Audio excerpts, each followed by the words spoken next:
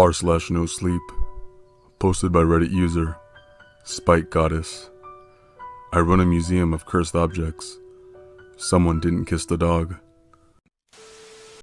Things have been going well. I think Em is getting a little more tolerant of Courtney, as Courtney proves to be more and more reliable. I am a little worried about Courtney though. She's been showing up to work with dark bags under her eyes, and has gotten lost 3 times in the past week. I know she hasn't been with us long, but it doesn't seem like her. I plan to talk to her tonight. I got a question about Rule 2 of our museum, and honestly, the dog is one of our favorite exhibits. So I'm eager to talk about it, especially after my last entry, since Dimitri's story always makes me a little sad. I don't know if he's even alive anymore. It's been impossible to contact him for around a year now.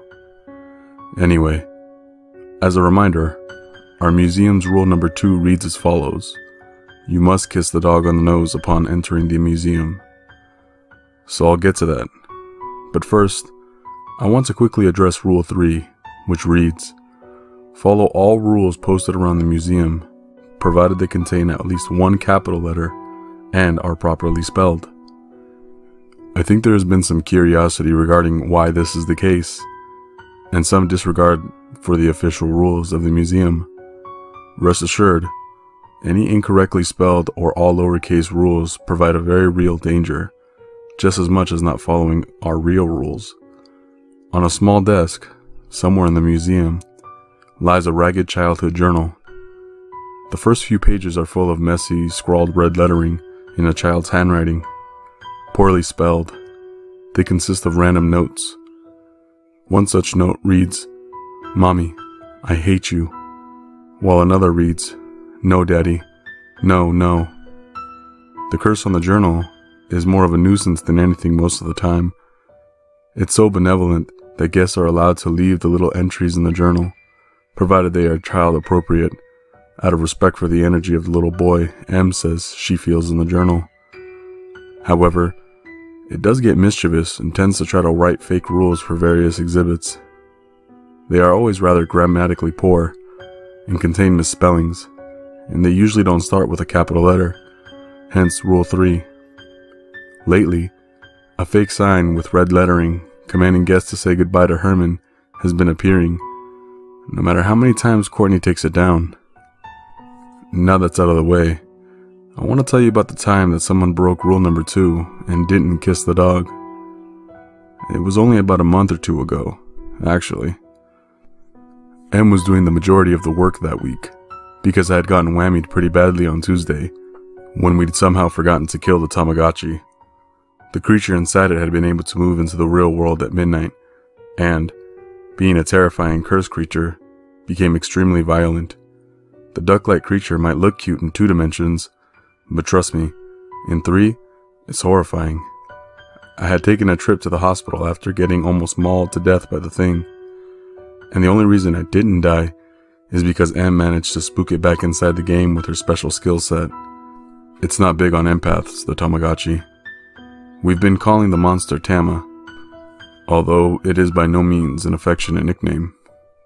Anyway, I was back in the museum for 4 hours at a time on crutches, after which Em forced me to take a 2-hour break and rest my completely fractured femur, Alexis. At this time, we hadn't been checking too closely to see that guests actually kissed the dog on the nose. Needless to say, that's changed now. Here's the thing about the dog. He's not a live dog. He's a taxidermy dog. A white and brown pit bull, to be precise. He's permanently posed with a big goofy dog grin on his face, his pink tongue lolling out of his mouth, and his sparkling brown eyes fixed in an endless affectionate stare. He stands directly next to the entryway of the museum, a silent guardian on his oak pedestal. My mother's told me when I was little that kissing the dog's nose brings good luck and protection, so I naturally included him in when I opened up the museum. There was a group of 4 customers. The man was short, bearded with flinty eyes. The woman tall and soft, her smile graceful and elegant. And the 2 children, apparently twin boys, were wiry and shifty, their eyes darting to and from as they had no doubt considered what sort of things they could plunder from my museum. I remember them well, as I made a note to myself to keep an eye on those kids. They signed their contracts and, one by one, bent down to kiss the dog on the nose. Each twin went first, making silly faces at each other. And then the mother went, somehow elegant even when bending to kiss a stuffed dog. When it was the father's turn, though, he refused to stoop and began to walk right past the dog. "Excuse me, sir," I said with much gusto. He scoffed at me. Next to him, the woman looked gracefully embarrassed. "Hey, I'm not kissing that dead dog," he snarled. "I'll follow the other rules of your stupid museum, but I'm not doing something unsanitary. You want me to catch MRSA? I'll call the health department on you. You can't require something like that or deny entry." I raised an eyebrow at him, while his family exchanged quite mortified looks. "All right, sir," I said as graciously as I could.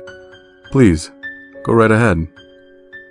I'd like to remind everyone at this point, I just knew that the dog was good luck and a general protection. What happened next was not within my ability to predict. And well, everything was almost fine. The family left notes in the child's journal. They said hello to Herman the bug, and while the father smirked, "See ya," at him, he did not melt into a puddle, since he hadn't actually said goodbye. They examined the river pebble and its accompanying poem. I noticed the woman gave the vintage wedding dress a wide berth, and her husband didn't comment. Then they reached one of the usually inactive exhibits. In fact, before this day, I'd never seen it do anything at all. It was one of my favorites because of the history Em had managed to read from it. The family admired it closely. The only rule for this exhibit is to not touch it whatsoever, which most people can manage, especially considering that normal museums usually don't care for folks touching their things. The exhibit in question is a pile of old yellowed bones. They appear to be of random shapes and sizes, and as far as my mother could tell, each is from a different type of animal, while the centerpiece being a human clavicle. They lay in a pile, exactly in the configuration they had been since before I was born. When Em touched the bones out of curiosity, she immediately gasped, her angled face assuming the schooled expression she always wore when she was taken in a great burst of thought and feelings. Apparently, the bones were a collection made by a hunter many centuries ago. The hunter started out small birds, fish, rodents, and eventually, when bears and cougars were no longer enough of a challenge, he moved on to more difficult prey. First, people's companions, animals, dog, and the like. Then, finally, when that got too easy, the hunter moved on to people. And let me tell you, there's nothing like a crazed killer to create a dark and toxic curse with the energy of the angry, wronged victims. Each time the bones are touched, it stirs up the curse. That was my theory, anyway. But I've touched the bones plenty of times, and although I've got momentarily nasty feelings, I still never experienced anything dangerous or even scary. Still, I've dealt with so much in my life that I know curses have a specific requirement. It was likely that I didn't meet the requirements for this one to activate, as has happened in the past. That didn't mean it couldn't kill someone. "Look, Dad," said one of the pointing twins. The father leaned in close and seemed to peer closely at the bones. As he did, I was able to see the sign that stood behind him. The sign said, in red lettering, "Please feel free to touch 2 bones." My heart jumped into my throat. My body was moving before I knew it. Wait! It was too late. The man's stubby fingers connected with the bones. At once, a piercing cacophony of wailing and shrieks exploded from the bones. My outstretched arms were useless as I, along with everybody else nearby, was thrown back by the force of it. I landed hard on my back, my breath driven from my lungs, and stars swimming before my eyes. I came back to my senses, to the sounds of scream, a human one this time. The man, was cowering on the ground, the rest of his family splayed behind him, and he shrieked again in what I can only describe as absolute, primal terror as the curse manifested. From the bones rose a mass of silhouettes: human, dog, cat, horse, rabbit, bear, wolf, and more. Each shadowy figure was howling, all the pent-up rage and energy of the souls whose lives were taken from them exploding at the man who had awakened them. I've dealt with curses for a long time.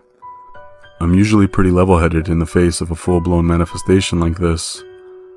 I trembled. I felt a tear slide down my cheek. The silhouettes wailed once again, and then, as one, they pounced. The cries of the man were awful, but far worse were the cries of his children and wife behind him. It was horrible and slow. The sound of ripping sinew and snapping bone, combined with the sound of moist chewing, filled the museum so that no one dared to breathe, myself included. Upstairs I heard the telltale footsteps that meant Em had felt something wrong and that she would be down soon. I squeezed my eyes shut and prayed that she wouldn't arrive in time to see this, to get caught up in this. The man's shrieking stopped. The silhouettes backed away from him, their wailing turning into growling, so low I felt it in my very bones rather than heard it. In the place where the man had lain was nothing but a single tiny finger bone. The silhouette's growling crescendoed, and they advanced to the family that still lay shivering in shock. As I forced myself to my feet, my legs wobbled like they were made of jelly. A bizarre thought that elicited a manic laugh from my throat against my will. I found my balance and hobbled toward them on my one good leg, swinging my crutches in a manner that would make him queasy, determined to at least save this tragically stupid man's children. I never had the chance. Suddenly, there came a great bark, and a different silhouette threw itself at the shadows. It was thick and muscular, with a broad, round head. Though obscured in the darkness, I could see its lips curl, threatening as it snarled. I recognized it. The pit bull. Barking and growling and spitting, the pit bull drove the silhouettes back into the bones. They receded, howling dolefully the entire time, until the very last one had shrunken back into the pile of yellowed bones. The air cleared of its thick, evil presence, and I finally breathed. The visitors around me were clearly still processing. There was dead silence, deafening in its own way after the abuse my ears had just endured. Softly, the pit bull's shadow padded over to me and sat, wagging its tail as though it expected a treat. "Thank you. Good boy," I whispered and kissed it on the nose. It felt like the mist and smell of a summer rain. And then, the pit bull was gone, returned to being a glassy-eyed decoration at the door. Obviously, that was a huge issue, and there was some legal trouble. But the police understood that the man hadn't followed the rules, and there wasn't much that could be done. They did insist that I make the rule about kissing the dog an absolute necessity, which I agreed without having to be coerced in the slightest. I never realized that the dog's protection and good luck had been protecting me from the curse of the bones all these years. I feel grateful for it and humbled by its kindness and power. Like M once told me, not all curses are powered by hatred. Some are powered by sadness or confusion, and maybe some, like the pit bull M has lovingly named Cookie, are powered by a love so deep that it transcends life and death and becomes something more. No more visitors will sneak past without kissing Cookie on the nose. That way, even if the idiots ignore the rule about the sign and touch the bones, they'll be safe. I've learned that the deceased man's name was James Collins, and Mr. Collins' finger bone has joined the rest of the exhibit. It feels right somehow. It makes me wonder how many bones belong to the hunter, and how many are property of the curse itself. Anyway, It's time for me to go rewind the VHS and turn the hourglass and kill the Tamagotchi. Definitely wouldn't want a repeat of that fiasco. As always, thanks for reading. And remember, always kiss the dog, Cookie, on the nose. After all, they say it's good luck.